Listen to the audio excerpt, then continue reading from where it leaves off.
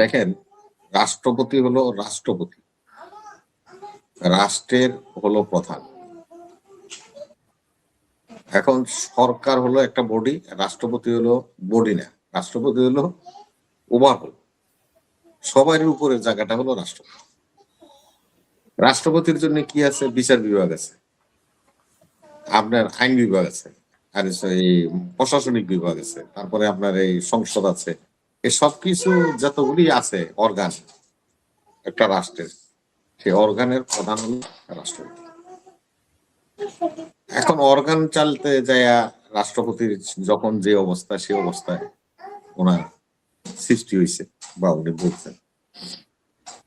এখন আমরা যদি এটা নিয়ে বিতর্কই করি, এটা নিয়ে শুধু আলোচনাই করি, আসলে কতটুকু সুফল আসবে আমি জানি না। রাষ্ট্রপতির অপসারণ এই বিষয়ে কিন্তু সংবিধানে স্পষ্ট লেখা আছে কিভাবে তিনি অপসারিত হবেন। তারপরেও কথা থাকে, পার্লামেন্ট রাষ্ট্রপতিকে অপসারণ করার একটা ক্ষমতা আছে। সেই ক্ষমতাটা কি? পার্লামেন্টে যদি সংখ্যাগরিষ্ঠ পার্লামেন্ট সদস্যরা অনাস্থা প্রস্তাব আনে, রাষ্ট্রপতি বহিষ্কৃত হবে বা বিদায় হবে। এটা আমাদের দেশে হয়েছে, এই বিএনপি সরকার আমলে হয়েছে। রাষ্ট্রপতি বিচৌধুরীকে অনাস্থা প্রস্তাব আনবে এমন একটা ঘটনা, যেহেতু ওনার ছেলে মাহি সংসদে ছিল, সে যখন বুঝতে পারছে তখন তার বাবাকে বলছে যে আপনি পদত্যাগ করেন, না হলে আপনি ইমপিচমেন্ট হয়ে যাবেন। এই ধরনের ঘটনা হয়েছে তো আমাদের বাংলাদেশে। তা আমরা যে কথাগুলি নিয়ে আলোচনা এখন করি আমরা, এগুলি সব কিন্তু সাবজুডিস। আসলে একটারও কিন্তু করার অধিকার আমাদের কারণ নেই, কারণ আমাদের পার্লামেন্ট বসবে হলো 12 তারিখে।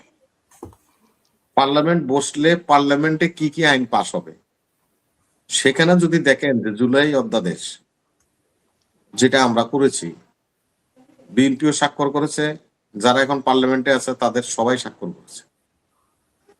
তারা অঙ্গীকার করেছেন এই সরকারকে যে 18 মাস পর্যন্ত ছিল, তারা যে সমস্ত অর্ডিন্যান্সের মাধ্যমে ক্ষমতার এক্সারসাইজ করেছে, কি জন্য? দেশের কল্যাণের জন্য, রাষ্ট্রের কল্যাণের জন্য। সেই সমস্ত অর্ডিন্যান্স গুলি সব সংবিধানে অন্তর্ভুক্ত করা হবে। এটা আমাদের দেশে এক্সারসাইজ হয়েছে। 111 এর সরকার 2 বছর ছিল, পরবর্তী নির্বাচিত সরকার এসে তাদের যে কার্যক্রম 2 বছর তারা করেছে, সেগুলি কিন্তু সংবিধানে অ্যাড্রেস করেছে। এটা বিধান, আমাদের দেশে যে শিষ্টাচার আছে সে আলোকে এটা হবে। তো এখন সংসদ বসার পরে যদি জুলাই চার্টারে সই করার পরে, যে বিএনপি জুলাই চার্টারে সই করেছে, সে এখন নির্বাচিত সরকার, তারা যদি এই চার্টার অমান্য করে, তাহলে অবশ্যই তাদের নাম ইতিহাসে বেমানের খাতায় থাকবে। এবং প্রয়োজনে আমরা যারা জুলাই চার্টারের সাথে সম্পৃক্ত, আমরা সকলে দরকারে রাজপথে নামবো, এর বিরুদ্ধে আমরা প্রশাসন করব, এর বিরুদ্ধে আমরা বিক্ষোভ করবো। কিন্তু সেই সুযোগ পর্যন্ত তো আপনাকে অপেক্ষা করতে। আপনি সংসদ বসলো না, কোনো আইন এখনো পাস হলো না, কোনো বিষয়ে কোনো সিদ্ধান্ত হলো না, আপনি আর আমি মন্তব্য করতেছি। যেমন এই যে মন্তব্য করি 203 আসনে জামাত পাস করতো, বলে দিলাম, এই বলা খুব সহজ। 250 আসনে নাকি? না, 203 আসনে, ওই যারা ঠাকুরিয়ার হয়েছে। হ্যাঁ, 250 বলছে না 203 বলছে, 250 না 203 আসনে জিতে যাওয়ার কথা। 203 আসনে জামাত পাস করে লাইছিল, উনি এটা দেখছে। উনি এমন একজন জাদুকর যে উনি এগুলি সব জানেন। এইভাবে বিতর্ক সৃষ্টি করার জন্য বিতর্ক, যেমন মনে করেন যে রেজওয়ানার একটা কথা নিয়ে খুব একটা বিতর্ক হচ্ছে। দেখেন আপা, রেজওয়ানা বলছে যে উগ্রবাদীদেরকে আমরা মেইন স্ট্রিমে আসতে দিই। এখন যদি হাসিনুর ভাই এটাতে ব্যথা পান আর যদি নিয়ে বক্তব্য দেন, তাহলে আমরা ধরে নিব উনি নিজে উগ্রবাদী। এটাই তো মিন করে নাকি? এটা হাসিনুর ভাই এটা না মিন করে উগ্রবাদীদেরকে আমরা মেইন স্ট্রিমে, মানে রেজওয়ানা কি নির্বাচন, মানে এটা কি কে, সে কি, মানে সে কেন ক্ষমতায় আসতে দেওয়ার উগ্রবাদীদেরকে যদি মানুষ ভোট দেয় তাহলে সে কিভাবে ঠেকায় রাখছে? না, সে ঠেকানোর কথা বলেন। সে বলছে যে নারীবাদীদের নিয়ে যে সমস্ত মন্তব্য, এই সমস্ত উগ্রবাদী সংগঠনগুলিকে আমরা Mainstream উপদেষ্টা পরিষদ কোন অবস্থাতে মেইন স্ট্রিম আসতে দিই না, সে নির্বাচনের কথা বলে নেই। নির্বাচনের একটা কথাও আপনারা যেভাবে বলেন, আল্লাহর রহমতে আপনার প্রত্যেকের নামে মামলা হওয়া উচিত। না আচ্ছা আপনি মামলা আপনি করে না না কিন্তু উনি উনি সাংবাদিকদের আপনি অনেকে সাক্ষাৎকারটা প্রশ্ন দেখেন। করলো যে ওদেরই তো এক অংশ ইয়ে, তো সেটা কি নির্বাচনের কথা বলছে না? ওদের না এক না না অংশ না, আপনার সাক্ষাৎকারটা আপনার সামনে আছে তো, আপনি একটু প্লে করেন, জনগণ দেখো উনি কি বলছে, এখানে নির্বাচনের কোনো কথা বলছে কিনা সে। বিরোধী দলের এক অংশ এখন সেটাতে আছে। এটা বিরোধী দলের আরে সে নির্বাচন নিয়ে কথা, আপনারা শুধু কথাটা পেছান। আমি বলছি যে কথাটা বলবো সেটার উত্তর দেন, আর নাইলে না জানলে আমার মতো করবেন, জানি না মাপ চাই। আমি বলছি যে সে নির্বাচন নিয়ে কোনো কথা বলছেন কিনা, দল ভাই, নিয়ে মত নিয়ে সে বলছে সেটা বলো। না নির্বাচন নিয়ে বলে নাই শব্দটা আগে। বিরোধী দল বললে তো নির্বাচন আসা যায়। না না না, আপনি বিরোধী দল বললে নির্বাচন আসে না, বিরোধী দল বললে নির্বাচন আসে না। নির্বাচন না না, নির্বাচন আমরা সবাই এখন আমরা আইডেন্টিফাইড করি, আমরা এখন সরকার, হয়তো বা আমাদেরকে সরকারি দল বলতেছেন, কিন্তু 2 দিন আগেও তো 48 ঘন্টা আগেও তো আমরা সবাই বিরোধী দল ছিলাম, আমাদেরকে সরকারি ছিল, সবাই বিরোধী দল। সবাই নির্বাচনের পরে সিদ্ধান্ত হয়েছে কে সরকারি দল কি উনি বিরোধী দল। বলছেন যে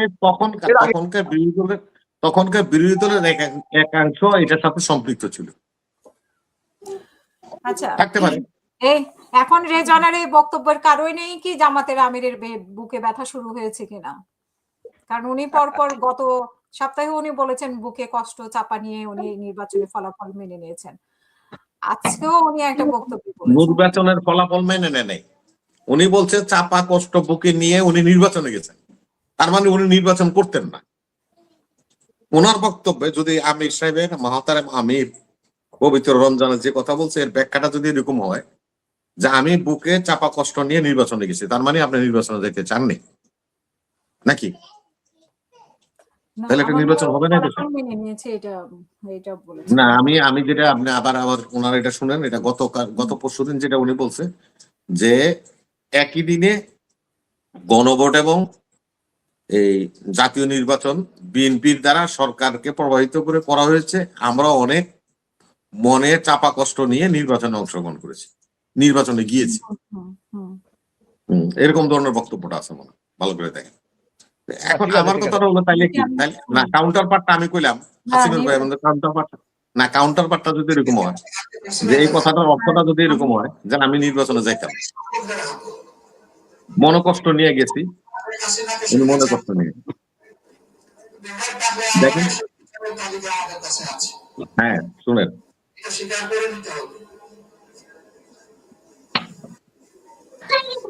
আমরা বর্তমানে জাতীয় হিসাবে একটা সম্পর্ক অতিক্রম করছি। নির্যাতনের পরে জাতির প্রত্যাশা পূরণের একটা নির্বাচনের সুযোগ সামনে এসেছিল, কিন্তু এই সুযোগটাকে নষ্ট করে দেওয়া হয়েছে। এই নির্বাচন নিয়ে আমাদের অবস্থান স্পষ্ট। আমরা বুঝেছি অনেক কষ্ট বুকে চেপে আমরা নির্বাচনের রায় আপাতত মেনে নিয়েছি। আচ্ছা আপাতত উনি মেনে নিয়েছেন, এটা হলো লেটেস্ট আজকে যেটা বলছে সেটা, আজকে যেটা বলছে। এর আগে 2 দিন আগে যেটা বলছে ওইটার সাথে এটার সাথে আবার মিল, ওইটা আবার দেখলে আবার দেখবেন ওখানে বলছে যে আমরা ওই যে গণভোট জাতীয় ভোট একদিনে করে সরকার প্রেসার করে এটা করছে, এটার মধ্যে কিন্তু হ্যাঁ ওইটার বক্তব্য আর এটার বক্তব্যের মধ্যে একটু ডিফার করে। যা হোক উনি মনে কষ্ট করে ওইটা মেনে নিছে, মেনে নিছেন তো ওটাই। আর আমি বিতর্ক করতে চাই না, উনি একটা দলের মেইন স্ট্রিম একটা রাজনৈতিক সংগঠনের উনি আমি, ওনার অধিকার আছে বলার, যে কোনো রাজনৈতিক দল এটার অধিকার থাকে।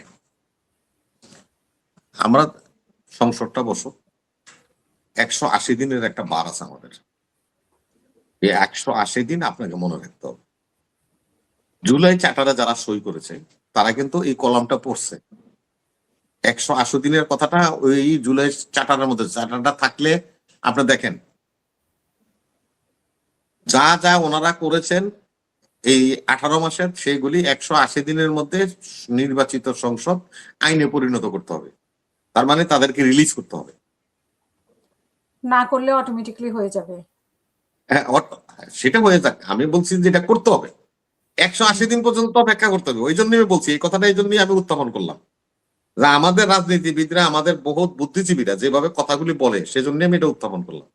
এটা এই জুলাই চার্টারের মতো আছে, বলছে জুলাই সনদ মানে না বিএনপি, আর বিএনপি তো প্রথম সই করলো, আর যারা জুলাই সনদের বাপ মা তারা তো সেদিনকার সই করলো, বিএনপি মানে না, না মানলে কিছু আসা যায় না। 180 দিন পরে চার্টারের মধ্যে দেখেন লেখা আছে, যেটা আপনি বলছেন যে অটোমেটিক্যালি বাস্তবায়ন হয়ে যাবে। তাহলে ভাই এটা নিয়ে কেন বিতর্ক করতেছেন? 180 ওয়ার্কিং ডে। আর ভাই একই কথা হলে ভাই, না, এখন যে আদালতে গেছে সেটা নিয়ে কথা আর কি, যে আদালত পর্যন্ত গেছে। প্রায় 1 বছর, প্রায় 1 বছর। আমিও যাই হোক 180 দিন, আমরা যেটা বুঝি স্বাভাবিক ভাষায় 180 দিন। আদালত পর্যন্ত এখন যে 180 দিনের মধ্যে আপনি তো বললেনই যে আপনি যদি এটা না করেন পাস, এটা অটোমেটিক পাস হয়ে যাবে বলিয়া গণ্য হইবে। না, বিএনপি এখন তো অভিযোগ উঠেছে যে বিএনপি এটাকে আদালতে পাঠাইছে। আদালতে পাঠালে কি হয়েছে? আদালতে কি হয়েছে? আদালতে বহুত কিছু গেছে তো, বহুত কিছু গেছে তো, আমরা দেখছি তো। বিএনপি আদালতে পাঠাবে, আদালতে পাঠানোর লাগে বিএনপি লাগে? ব্যারিস্টার শিশির মনির তো দিনের মধ্যে, অ্যাডভোকেট শিশির মনির দিনের মধ্যে 14 বার করে সংসদে গেছে। এই যে আজকের যে এই যে মহানায়ক তৈল শিশির, এই যে মানে মহানায়ক, তাকে মহানায়ক, এই যে মানে ইনুস সাহেব যে মাহফুজের কথা বলছে মাস্টারমাইন্ড, না মাস্টারমাইন্ড শিশির মনির হওয়া উচিত আমি মনে করি। কারণ এই মামলাটাই চালাইছে শিশির মনির, এই ছাত্রদের মামলাটা উকিলই ছিল সে। সেটা হওয়ার কারণেই তো আজকে এত বড় ঘটনা ঘটছে। আল্লাহর রহমতে একজন স্বৈরাচার চলিয়ে গেছে, আমরা সবাই কথা বলার সুযোগ পাচ্ছি। এইগুলি আদালতের বিষয় তো সাবজুডিস বিষয় হয়, এগুলি আমরা আলোচনা করা ঠিক।